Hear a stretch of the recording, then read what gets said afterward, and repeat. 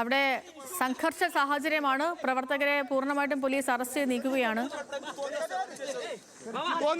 സമരം നടത്തുമ്പോൾ പോലീസ് ഈ വിഷയം വഷളാക്കാൻ നിൽക്കണ്ട. ഞങ്ങൾ ഈ ഇൻസ്റ്റിറ്റ്യൂട്ടിലെ ഹെഡിനെ കാണാൻ വന്നതാണ്. ഞങ്ങൾക്കൊരു കാര്യം പറയാൻ പറയുന്നില്ല. മാതാപിതാ ഗുരു ദൈവം എന്നാണ്. പക്ഷേ ഇവിടെയുള്ള ഇൻസ്റ്റിറ്റ്യൂട്ടിലെ ഹെഡ് ഗുരുവിന്റെ റോളിൽ കാലിന്റെ പണിയെടുക്കുകയാണ്. ഇതൊരു ഇൻസ്റ്റിറ്റ്യൂട്ട് മാറ്ററാണ്, ഒരു സംശയം വേണ്ട. കൃത്യമായ അച്ഛനും അമ്മയും ഈ നാട്ടിലെ ജനങ്ങളോട് വിളിച്ചു പറഞ്ഞു. ജാതിയുടെ പേരും മതത്തിന്റെ പേരിലും തരംതിരിക്കുന്ന ഒരു HOD റാം എന്നാണ് അദ്ദേഹത്തിന്റെ പേര്. ആ നാറിയ റാമിനോട് ഞങ്ങൾക്ക് പറയാനുള്ളത്, നീ ആന്ധ്രക്കാരനായിരിക്കും, പക്ഷേ ഇത് കേരളമാണ്. നിന്നെപ്പോലെയുള്ള ഇത്ര രീതിയിലേക്കുള്ള വർഗീയ പരാമർശം നടത്തുന്ന ഒരു അധ്യാപകനും ഒരു ഇൻസ്റ്റിറ്റ്യൂട്ടിലും വായിക്കാൻ KFC വിടില്ല. ഇത് KFCയുടെ തീരുമാനമാണ്.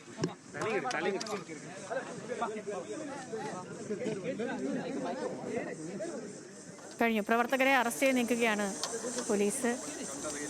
നിഖിൽ വിവരങ്ങളുമായി ചേർന്നു. നിഖിൽ,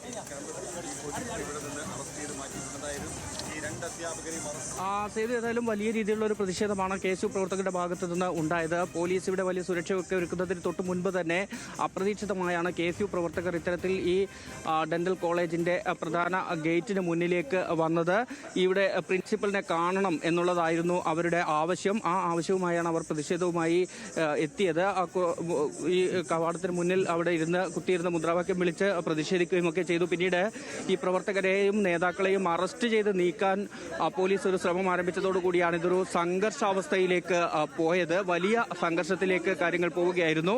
ഈ അറസ്റ്റ് പ്രതിരോധിക്കാൻ ശ്രമിക്കുന്നതിനോടൊപ്പം പ്രിൻസിപ്പൽ ഉൾപ്പെടെയുള്ളവരെ കണ്ടതിന് ശേഷമേ തങ്ങൾ പോകൂ എന്ന നിലപാടെടുത്തു.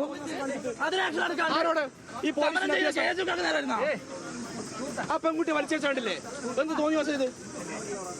സേതു, ആ നിലയ്ക്ക് ഈ പ്രതിഷേധിച്ച പ്രവർത്തകരെ, പ്രത്യേകിച്ചും വനിതാ പ്രവർത്തകരെ ഉൾപ്പെടെ വലിച്ചിഴച്ച് പോലീസ് ജീപ്പിലേക്ക് കൊണ്ടുപോയി തുടങ്ങിയ കാര്യങ്ങൾ കൂടിയാണ് ഇപ്പോൾ KSU നേതാക്കൾ മുഹമ്മദ് ഷമ്മാസ് ഉൾപ്പെടെയുള്ളവർ ആരോപിക്കുന്നത്.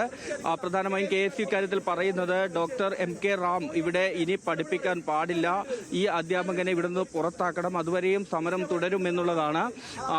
ഇത്തരത്തിലൊരു വിദ്യാർത്ഥിയെ കൊലക്ക് കൊടുത്തിട്ട് ആ അധ്യാപകരെ സുരക്ഷിതരായി നിൽക്കാൻ, ഒളിവിൽ കഴിയാൻ സമ്മതിക്കരുത്, പോലീസ് അറസ്റ്റ് ചെയ്യാൻ തയ്യാറാകുന്നില്ല തുടങ്ങിയ ആക്ഷേപങ്ങളാണ് KSUവിന് ഉള്ളത്.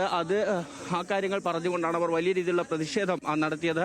ഇപ്പോൾ ഈ സമരം ചെയ്ത ഭൂരിഭാഗം പ്രവർത്തകരെയും നേതാക്കളെയും പോലീസ് വാഹനത്തിലേക്ക് അറസ്റ്റ് ചെയ്ത് കയറ്റിയിട്ടുണ്ട്.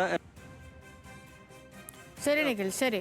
പ്രവർത്തകരെ പൂർണ്ണമായിട്ടും അവിടുന്ന് അറസ്റ്റ് ചെയ്ത് നീക്കിയിട്ടുണ്ട്. ഇത്തരത്തിലുള്ള അധ്യാപകരെ അവിടെ തുടരാൻ ഒരിടത്തും തുടരാൻ അനുവദിക്കില്ല എന്നുള്ളതാണ് KSU പറയുന്നത്.